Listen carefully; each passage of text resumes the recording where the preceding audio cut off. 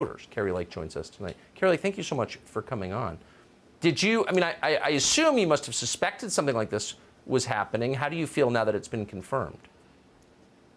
Well, nothing surprises me now, to be honest, but this did, I was a little bit surprised. I mean, we saw what happened with Hunter's laptop in 2020. The DNC's behind it, Biden's people are behind it, keeping the narrative away from discussing the disturbing contents of that. So it shouldn't be surprising that states are doing this. And my opponent, who I wanted to recuse herself from the election more than a year ago because of conflict of interest, it wouldn't surprise me if her office was trying to silence people. I mean, we got silenced. At one point, my Twitter page got taken down because they didn't like one of the tweets I put up during the election. It makes me wonder who was behind that. We had to remove a tweet during the election in order to get our ability to communicate with our followers and the people who were supporting us.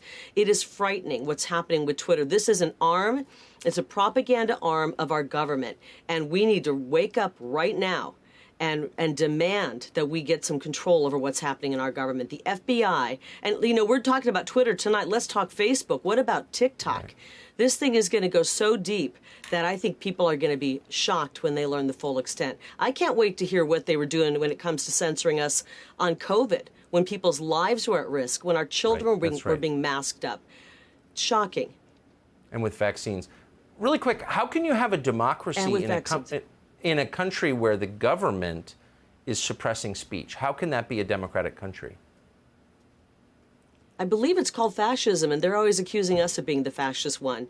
And, they spent 3 years talking about Russia, the collusion story, and they didn't want to talk about Hunter's laptop. They didn't want to talk about problems with our elections that we discovered in 2020 and we saw repeated in 22.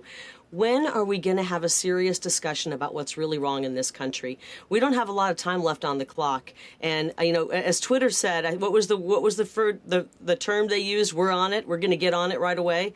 Well, we're getting on it in Arizona, and the people have had enough.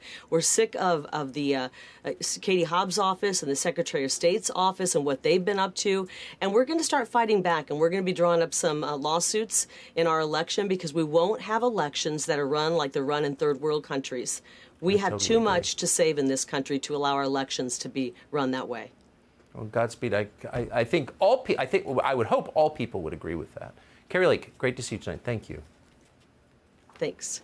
Subscribe to the Fox News YouTube channel to catch our nightly opens, stories that are changing the world and changing your life. From Tucker Carlson tonight.